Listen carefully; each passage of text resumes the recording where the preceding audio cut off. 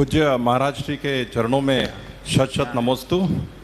महाराज श्री, मैं Jain CA federation Malwa का president होने के नाते बहुत खुश हूँ आज कि आपके चरणों में सैकड़ों सदस्य हमारे संगठन के सपरिवार मौजूद हैं और आपने हमें ये अवसर प्रदान किया, उसके लिए मैं बहुत बहुत आभारी हूँ। गुरुदेव, मेरा प्रश्न ये है कि पूर्व में बंधे हुए पाप कर्मों को काटने का कारगर उपाय क्या है? और दैनिक जीवन में गुरुदेव रोज पाप हम कर रहे हैं, खास करके मैं स्वयं को गिनूं तो मैं भी कर रहा हूं। उदाहरण के लिए सामूहिक रूप से किसी का उपहास करना, किसी को अपमानित कर देना, या जैसे हमारे क्लाइंट्स आते हैं गुरुदेव तो वो ये बोलते हैं कि भाई हमारे टैक्स को घटाओ, हमारा टैक्स बन रहा है 5 लाख रुपए, हमारे पास तो 1 लाख ही भरने को। तो डेली बेसिस पे हम लोगों को काफ़ी फिगर्स में एडजस्टमेंट करना पड़ते हैं गुरुदेव। तो ये भी पाप पड़ रहा है हमें, लेकिन पाप करते हुए हमें एहसास नहीं होता है गुरुदेव कि हमने आज दिन भर में कितने पाप किए। तो उसको जाने कैसे और उसको त्वरित उसका निराकरण कैसे करें गुरुदेव? ये मेरा छोटा सा प्रश्न है। बहुत अच्छा सवाल है। देखिए, सबसे पहली बात, पाप को पाप समझने का। ज़्यादातर लोगों की स्थिति ऐसी है कि वे पाप को पाप समझते ही नहीं। जब पाप को पाप समझने लगेंगे तभी आपके हृदय में पश्चाताप होगा, और जब पश्चाताप होगा तभी आप पाप को काटने का कुछ प्रयास कर पाओ। हम लोगों के साथ विडंबना ये है कि कुछ कृत्यों को तो हम लोग पाप मान लेते हैं। एक चींटी मर जाए तो मन को तकलीफ होती है कि आज मैंने हिंसा कर दी, लेकिन वैचारिक रूप से जो हम हिंसा करते हैं, हत्या करते हैं, उसकी तरफ हमारा ध्यान कम जाता है क्योंकि हम उसे पाप नहीं समझते। तो हमें पाप को गहराई से समझने की ज़रूरत है कि दरअसल पाप है क्या। जिस दिन हम पाप को गहरे उतर कर समझने लगेंगे उसी दिन हमारे हृदय में पापों के प्रति जागरूकता है।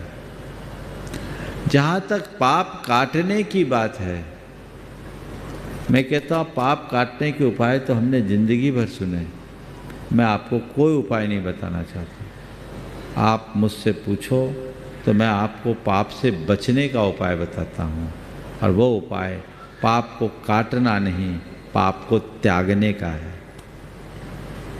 पाप काटने वाला पाप से बचे कोई ज़रूरी नहीं, लेकिन पाप त्यागने वाला पाप से निश्चित बचेगा, इसमें कोई संशय नहीं। तो हमारी कोशिश पापात्मक प्रवृत्तियों को त्यागने की होनी चाहिए। प्रायः हम लोग एक प्रकार की आत्ममुग्धता में जीते हैं। हमारी आत्ममुग्धता ये बन जाती है कि ठीक है, हमने थोड़ा पूजा पाठ कर लिया, हमने थोड़ा दान कर लिया, हमने थोड़ा त्याग तप कर लिया, हमने कोई व्रत उपवास कर लिया, हमारा पाप कट गया। फिर हम पाप के प्रति लापरवाह हो जाते हैं, जबकि हकीकत में जिस प्रकार के पाप करते हैं, और जिस अनुपात में पाप करते हैं, उसे साफ करने का उतना हम प्रयास नहीं कर पाते। इसके उलट यदि हम पाप के प्रति जागरूक होकर पापात्मक प्रवृत्तियों को त्यागने में तत्परता दिखाएं तो पापों से हमारा अपने आप बचाव होगा। दूसरे शब्दों में कहूँ कि पाप भीति के अभाव में सच्चे अर्थों में धार्मिकता का आविर्भाव हो ही नहीं सकता। तो अपने हृदय में धार्मिकता को प्रगटाना चाहते हैं तो पाप से डर होना चाहिए।